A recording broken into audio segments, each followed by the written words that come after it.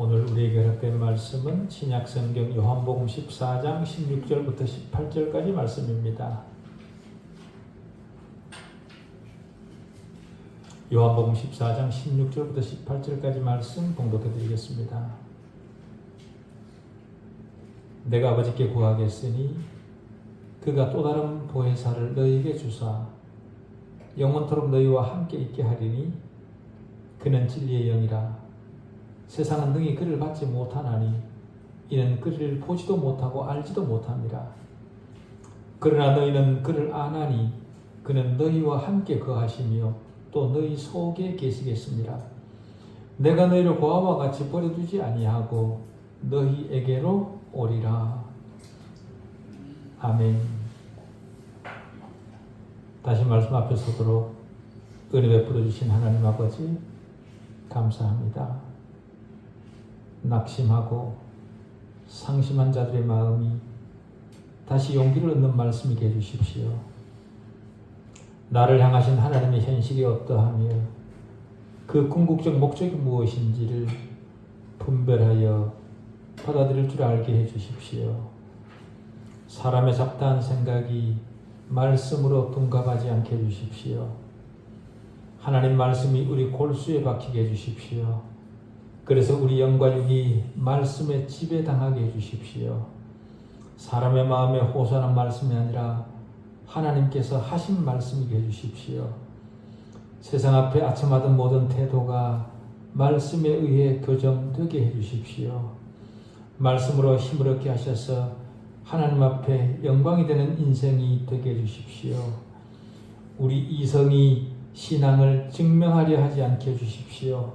다만 진리를 받아들이게 해주시옵기를 바라올 때에 우리 주 예수 그리스도 이름으로 기도하옵나이다. 아멘. 자신이 그리스도인이라는 것을 알리기 위해 어떤 사람은 기독교와 관련된 문구나 스티커를 자동차에 붙이기도 하고 다른 어떤 것에 그런 표시를 하고 다니기도 합니다만은 그런 것을 통해 자신을 알리는 것에는 언제나 그에 상응하는 책임이 따릅니다. 그 책임을 묵묵히 잘 감당하는 사람들을 보면 모종의 신뢰가 생기기도 하지요. 그렇지만 그에 상응하는 책임은 다하지 못하면서 그런 것을 통해 자신만 드러내려 하는 사람은 자신이 자랑하는 것에 품격을 떨어뜨리고 심지어 다른 사람의 마음에 부담을 주고 자신이 속한 곳의 명예를 실추시킵니다. 대부분 사람들은 그런 사람들을 만나더라도 그 사람이 가지고 있는 이중성에 대해 그 사람에게 말해주지 않습니다. 다시 말해 모든 사람은 자신이 속하고 행한 것에 대한 열매를 겉으로 드러내게 되어 있다라는 거죠. 그런 측면에서 만일 어떤 사람이 자신을 그리스도인이라고 고백한다면 그 사람에게 기대하는 어떤 것이 있습니다. 왜 그런가 하면 성경이 말하는 참된 믿음을 소유한 그리스도인에게는 세상이 흉내낼 수 없는 어떤 것이 우러져 나오기 때문일 것입니다. 그래서 세상은 내가 참 그리스도인이라 그렇게 생각이 되면 그 사람으로부터 무엇인가를 기대하는 마음이 있게 된다 그 말이죠. 참 믿음에 대한 바른 지식이 없는 사람은 그리스도인을 판단할 때 자신이 정해놓은 기준에 맞으면 선하다고 하고 그렇지 않으면 비난합니다. 그래서 세상은 어떤 사람이 그리스도인이 되는 순간 완벽한 사람이 되어야 된다라고 생각을 하고 그 사람에게 그런 요구를 합니다만은 성경의 기준은 그렇지 않습니다.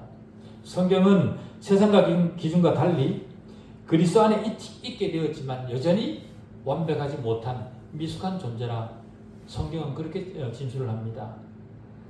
그럼에도 불구하고 주님께서 모범을 보이신 성령의 열매들이 우리가 그리스도 안에 있으면서 여전히 부족하고 모자라지만 그럼에도 불구하고 주님께서 모범을 보이신 성령의 열매들이 희미하게나마 그리스도인의 성품에 드러나야 되는 것은 분명한 사실입니다. 그것을 성경은 성령의 열매라 그렇게 부릅니다. 성령의 열매가 우리 안에 충실할수록 더 조용하고 더 더 겸손하고 더 두려운 마음을 가지고 하나님과 사람 앞에 섭니다. 갈라디아서 5장 22절 23절에서 성령의 열매에 대해 소개하기를 오직 성령의 열매는 사랑과 희락과 화평과 오래 참음과 자비와 양선과 충성과 온유와 절제니 이 같은 것을 금할 법이 없느니라 그렇게 말합니다. 그리스도인은 성령의 인도하심을 받아야 되는데 성령의 인도하심을 받으면 예수 그리스도의 성품이 우리 속에서 재산출됩니다. 예수 그리스도의 성품이 그리스도인 안에서 재산출되는 것은 그 사람의 세상적 위치와 완전히 무관합니다. 그런데도 우리는 세상적 학식이나 지위가 좀 더 높은 사람은 그리스도를 닮아가는 성품에 있어서도 더 고급할 것이라 그렇게 기대를 하죠. 그리고 심지어 그 본인도 그런 착각 속에 살아가는 경우가 대단히 많습니다. 그리스도인의 성품이 예수 그리스도를 더 닮았다는 것은 성령께서 그 사람 속에서 더 많은 일을 하셨다는 겁니다. 성령의 사람은 성령이 내 안에서 더 많은 일을 하시도록 자신을 성령에게 더 많이 맡길 줄 아는 사람입니다. 성령은 인격입니다. 인격이신 성령이 우리 안에 들어와 우리 인격을 바꾸시도록 나를 내어줄 때 성령이 내 안에서 일을 하시는 거죠. 그러지 않고 성령은 능력이라는 고집을 버리지 않는 사람은 자신의 의지로 무엇인가를 시도하면서 그것이 곧 성령의 역사라 그렇게 착각합니다. 그런 사람들은 성령께서 자기 안에서 일하시도록 자신을 내어주지 않습니다. 버리지 못하고 있는 자신의 고집과 교만을 스스로 보지 못하고 그 고집과 교만이 성령이 내 안에서 일하는 것이라 그렇게 착각을 하고 살아가는 거죠. 그런 사람은 설명할 수 없는 자기 모순을 다른 사람은 다 아는데 자기 자신만 모르고 큰 소리치며 요란스럽게 살아갑니다. 그런 사람을 보면 한편으로는 불쌍하고 또 한편으로는 어리석다 그렇게 판단이 되죠. 빈 깡통이 요란하다라는 말은 영적 측면에서도 여전히 진리입니다. 성령의 열매들은 요란한 가운데 맺혀지는 것이 아닙니다. 그리고 열매를 맺어야 되겠다고 조급함을 드러내지도 않습니다. 갈라디아의 성령의 열매는 열매들이라 그렇게 복수로 말하지 않고요. 열매라 단수로 표현을 합니다. 다시 말해 성령의 모든 열매들이 각각 그리스도인 안에 나타나야 된다 그 말이죠. 성령의 9가지 열매가 그리스도인들 속에 다 나타나서 드러나야 된다라는 겁니다. 나는 사랑은 있는데 희락은 없어. 그것은 성령의 열매가 아니라는 거죠. 그 열매가 완전히 충실하지는 못하더라도 그 열매가 맺혀서 조금씩이라도 그리스도인 안에서 자라가야 된다라는 겁니다. 그런데 우리가 구별해야 될 것은요. 성령의 열매와 은사를 종종 착각하는 경우를 많이 봅니다. 그렇지만 성령의 열매는 은사와는 다른 겁니다. 은사는 성령이 뜻하시는 대로 각각의 그리스도인들에게 성령께서 친히 나눠주시는 겁니다. 다시 말해 그리스도께서 그를 붙잡아 사용하시는 거죠. 모든 은사는 언제나 교회를 세우도록 하고 그리스도인을 세우도록 만듭니다. 만약 어떤 은사를 받았다고 하면서 그 은사로 교회가 분열하게 만들고 다른 그리스도인의 마음에 상처를 내는 것이라면 그것은 성령께서 주신 은사가 아닙니다. 성령께서 주시는 은사로 어떤 사람은 교사가 될 수도 있고 어떤 사람은 복음 전도자가 되기도 하고 또 어떤 사람은 사람을 위로하는 사람이 되기도 합니다. 은사를 주시는 분 재량입니다. 모든 은사를 다 가진 사람은 한 사람도 없습니다. 그렇지만 성령의 열매는 모든 그리스도인이 모든 열매를 다 맺어가야 되는 겁니다. 다르죠. 성령의 열매를 맺어가는 데는 그리스도인의 책임이 큽니다. 다시 말해 성령의 인도하심에 순종할 줄 알아야 된다라는 거죠. 말씀에 순종하는 것이 성경이 말하는 성령의 열매입니다. 성령의 열매가 무엇이냐? 그렇게 다시 물어본다면 가장 확실한 대답은요. 그리스도를 따르는 자들 속에 드러나는 예수 그리스도를 닮은 모습, 그것이 바로 성령의 열매입니다. 그럼에도 그리스도인들 중에는 내가 예수라는 착각 속에 있는 사람들을 종종 봅니다. 다른 사람을 향해서는 온갖 말로 자기가 심판주인 것처럼 그렇게 하면서도 정작 본인에게서는 열매를 볼 수가 없습니다. 그러면서 성령의 9가지 열매 종류를 암송하고 있는 것으로 자신 안에 그 열매들이 맺혀 있다, 그렇게 생각을 합니다. 성령의 열매가 우리 안에 완전한 사람은 아무도 없습니다. 그러나 희미하게나마 열매가 맺어가고 있는 사람은 그 모든 것에 두려움을 가질 줄 압니다. 두려움을 아는 사람 안에는 성령의 열매가 희미하게나마 그 모습을 드러내고 맺어갑니다. 그 성령의 열매 첫 번째가 사랑입니다.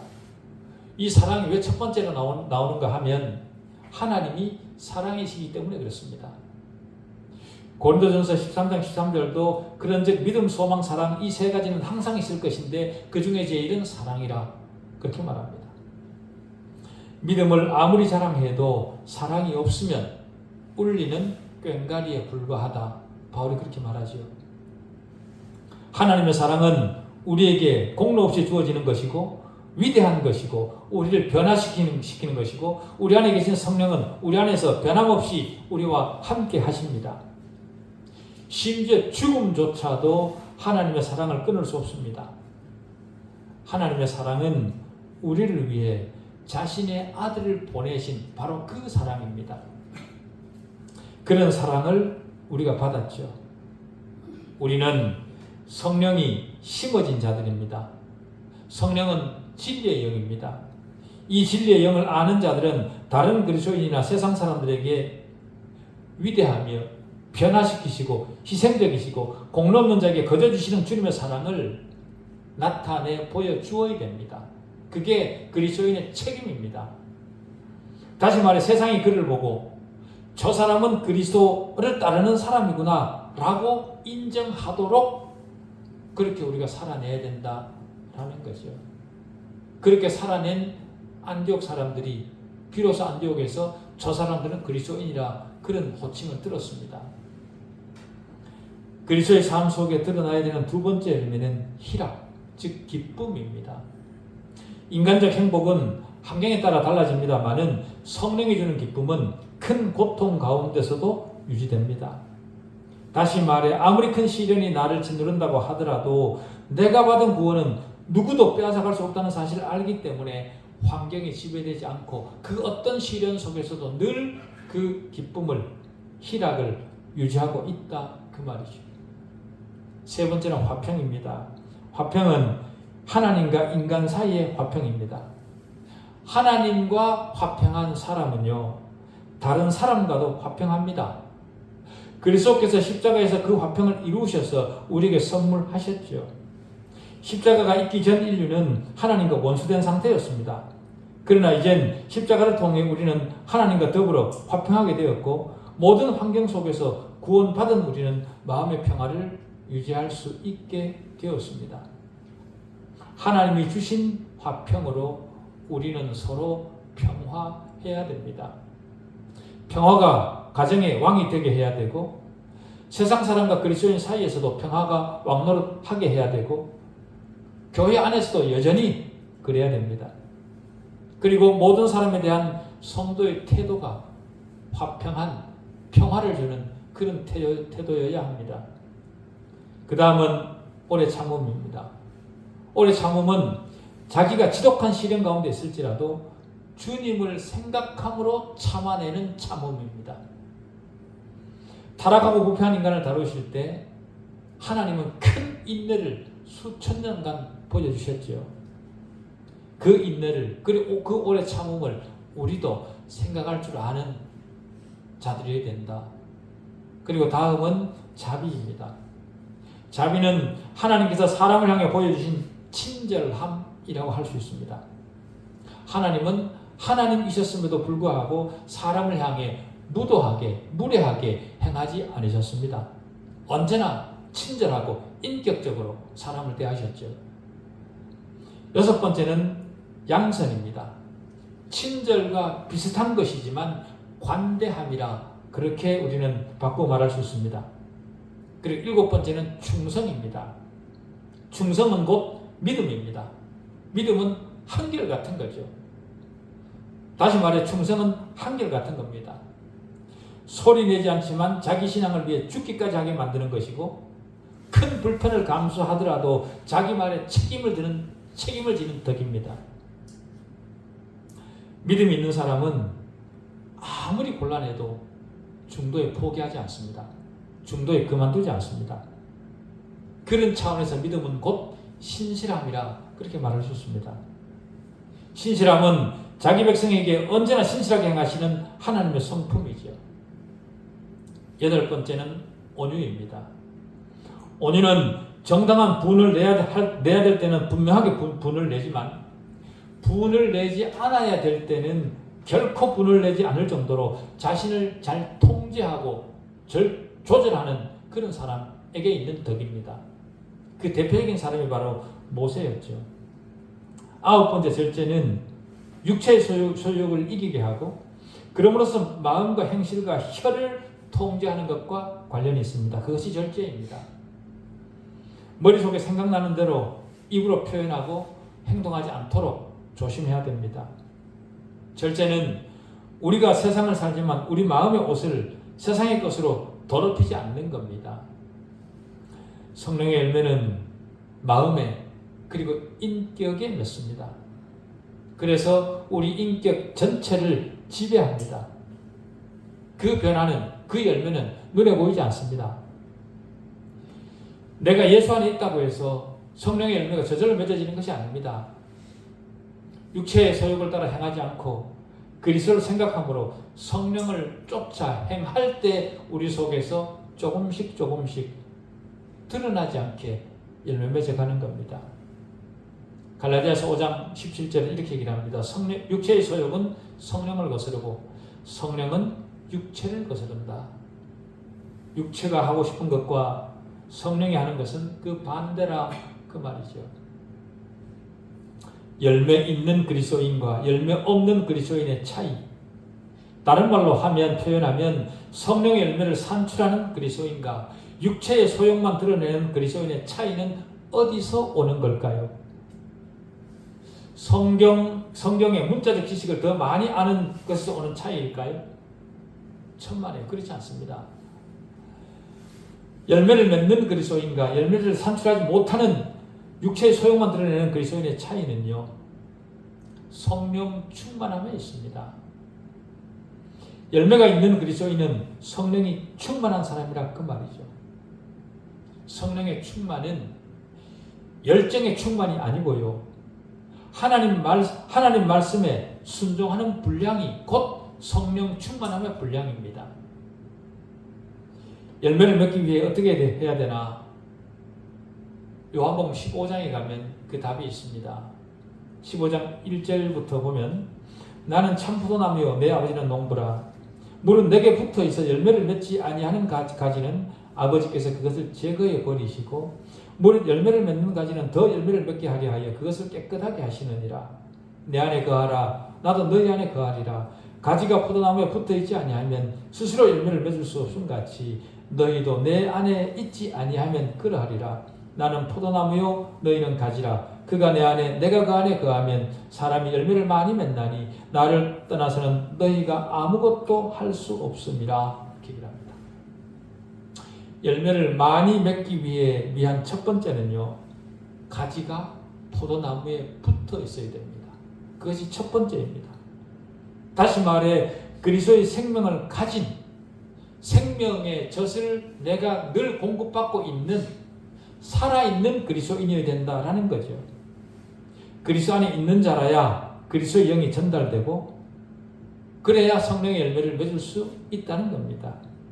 두 번째는 경작이 있어야 됩니다. 포도원의 농부, 즉 경작주는 하나님이십니다. 하나님이 모든 것을 경작하신다고 해서 우리가 마냥 기다리면 된다라고 생각하시면 안 됩니다. 우리는 기도와 말씀과 성도 간의 교제를 통해 열매를 기대하는 열정을 가지고 있어야 되겠죠.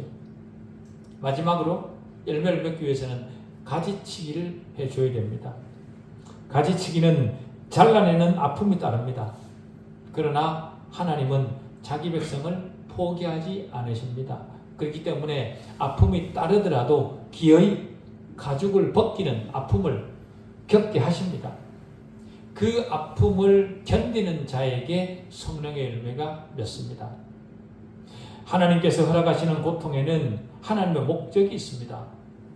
그 목적을 알면 고난 중에도, 고통 중에도, 정말 어려움 중에도 용기를 잃지 않게 되죠. 고난을 이기기 위해 그리스도인이 할 수 있는 길은 그 고난에도 불구하고 주님 안에 거하는 겁니다. 차마 사람의 입으로 다 말할 수 없을 만큼의 그런 고통이 나를 짓누르더라도 그럼에도 불구하고 주님 안에 거하는 그런 사람은 하나님께서 기어이 세우십니다. 주님 안에 거한다는 말은 내 자신을 하나님에게 더 많이 복종시킨다 그 말이죠. 성령의 열매들 뿐만 아니라 우리는 성령의 은사도 생각해야 됩니다. 신약에서 은사를 말하는 대목은 세 곳이 나오는데요. 로마서 12장 6절부터 8절과 고린도전서 12장 그리고 에베소서 4장 7절부터 16절에 나옵니다. 물론 고린도전서 14장에 가면 방언에 대해 특별히 말하기도 하죠. 그렇지만 크게 봤을 때는 세 부분입니다. 우리가 이런 부분을 살필 때 주목해야 되는 것은요. 각 부분에서 언급된 은사들이 각각 다르더라. 예를 들어 이 세 대목에 똑같이 언급되는 은사는 두 가지뿐입니다. 예언의 은사와 가르치는 은사 두 가지뿐입니다.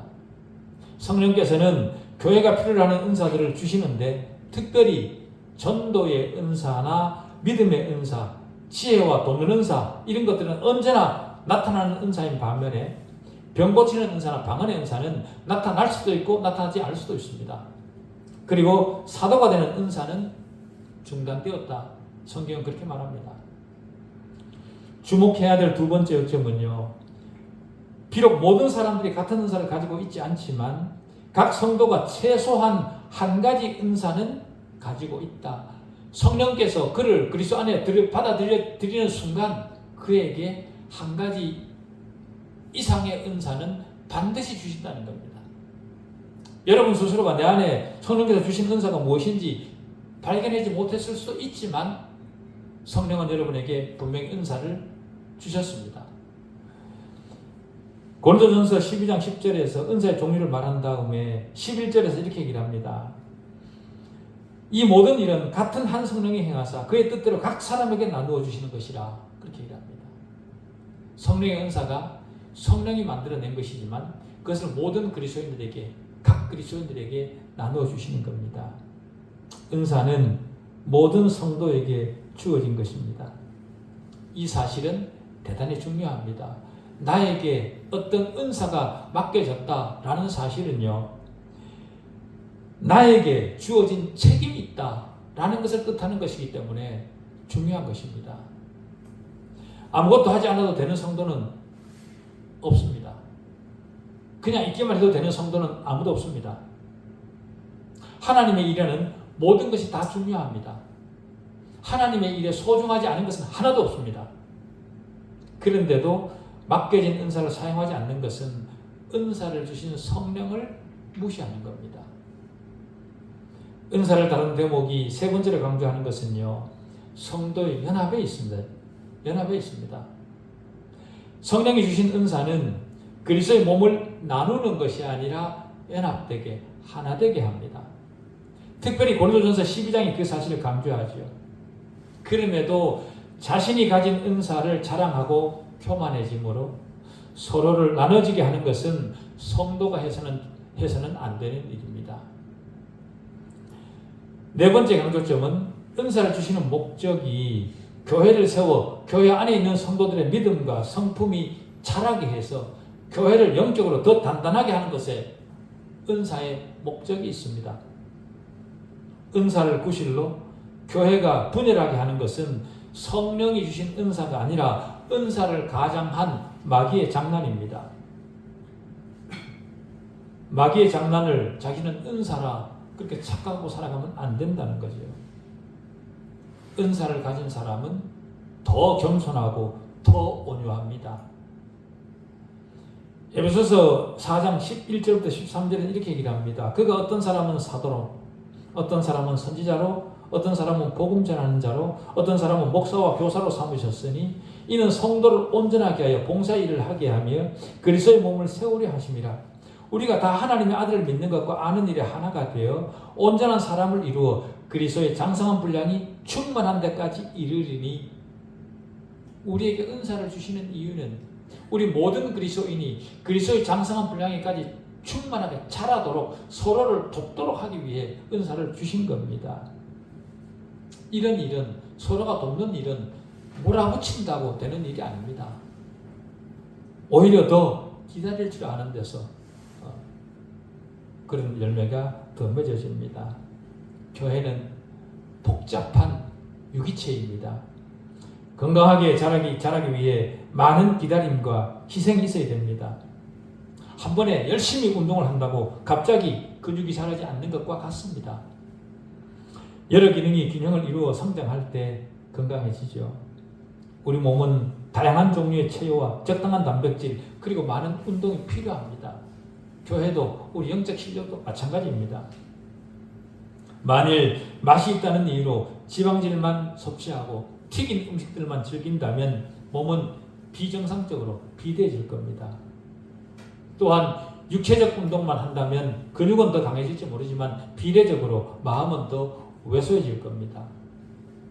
몸은 다양한 욕구가 충족되어야 됩니다. 여러 기능이 균형을 이루어야 건강해집니다. 교회도 마찬가지입니다. 성도도 마찬가지입니다. 그런 같은 방식으로 그리스도의 몸도 다양한 필요를 가지고 있습니다. 그리스도의 몸을 돌보시는 하나님께서는 그 필요를 아시고 필요한 다양한 은사를 교회에 나누어 주시죠. 모든 은사를 다 가진 사람은 없습니다.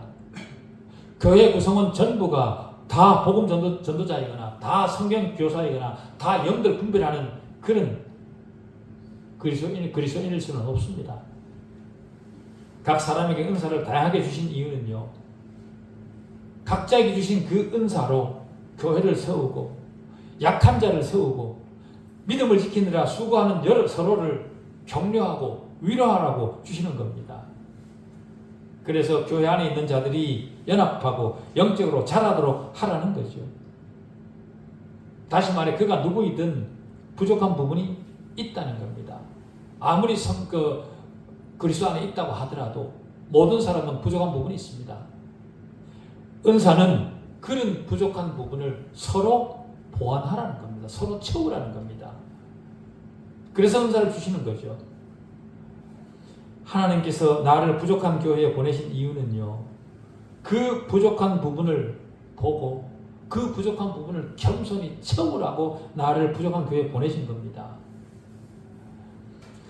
왜 그런가 하면 그것이 교회를 세우신 하나님에게 순종하는 것이기 때문입니다. 순종이 열매입니다. 현대는 자기 감정이 지시하는 대로 이리저리 믿음의 처소를 옮겨 다닙니다만은 하나님께서 그 약한 교회에 보내실 때는 뜻이 있습니다. 그럼에도 그걸 뿌리치고 나간다면 이 다음에 하나님 앞에 섰을 때 왜 그런 행동을 했어야만 되는지에 대해 해명해야 될 겁니다. 다른 사람이 가진 은사를 나도 가지려고 노력하거나 다른 사람의 은사를 시기하는 것은 은사를 나눠주신 성령을 멸시하는 겁니다. 그렇기 때문에 우리는 각 사람이 하나님으로부터 받은 은사를 잘 사용할 수 있도록 서로 도와줘야 됩니다. 우리 모두는 시한부 인생을 살아가는 존재들입니다. 우리는 영원히 살지 않습니다. 그럼에도 시한부 인생을 살아가는 그런 존재임에도 불구하고 하나님은 이런저런 신령한 은사들을 나눠주셔서 그리스도의 몸을 든든하게 세우게 하시고 섬김을 통해 주님의 몸된 교회를 무장하도록 하십니다. 우리가 장차 도달할 곳은 승리한 교회, 즉 천국이지만 지금 우리는 전투하는 교회에 속해 있습니다. 은사는 전투하는 교회의 승리를 위해 주신 하나님의 무기입니다.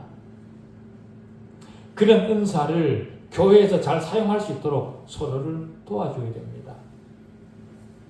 은사는 언제나 교회를 세우고 연합하게 합니다. 흩어 분열하게 하고 큰 소리가 나오게 하고 보이지 않는 시기심으로 다른 사람의 은사를 폄훼하는 것은 그리스도 안에 있는 사람이 할 행동이 아닙니다. 그는 그리스도 안에 있는 사람이 아닙니다. 성령을 받은 사람이 아닙니다. 여러분은 하나님으로부터 어떤 은사를 받았습니까? 받은 은사를 하나님의 의도대로 잘 사용하고 계십니까? 교회를 세워가고 있습니까? 약한 자를 위로하고 있습니까? 혹시 은사를 잘 사용하지 못하는 것 때문에 하나님 앞에 미안함은 없습니까? 우리는 하나님 앞에 두렵고 떨린 마음으로 서 있어야 됩니다. 그리고 은사를 주신 하나님의 뜻이 내 안에서 왜곡되지 않고 바르게 드러나도록 겸손한 마음으로 내 자신을 살펴야 됩니다. 나로 인해 주변 사람들이 불편한 마음을 가진다면 내게 주어진 은사를 잘못 사용하고 있는 겁니다. 받은 은사로 성령의 열매를 맺어가고 있는지 내 자신에게 내 자신의 가슴에 손을 얹고 생각해 볼 일입니다. 마찬가지죠. 저도 마찬가지죠. 내 자신이 성령 안에서 행하고 있는가를 모든 호흡마다 살필 줄 아는 우리 남은 신앙이기를 바랍니다. 기도하시겠습니다. 하나님 아버지, 은혜를 감사합니다. 우리가 성령을 받은 자라, 성령을 아는 자들이라 그렇게 말을 합니다마는 과연 우리가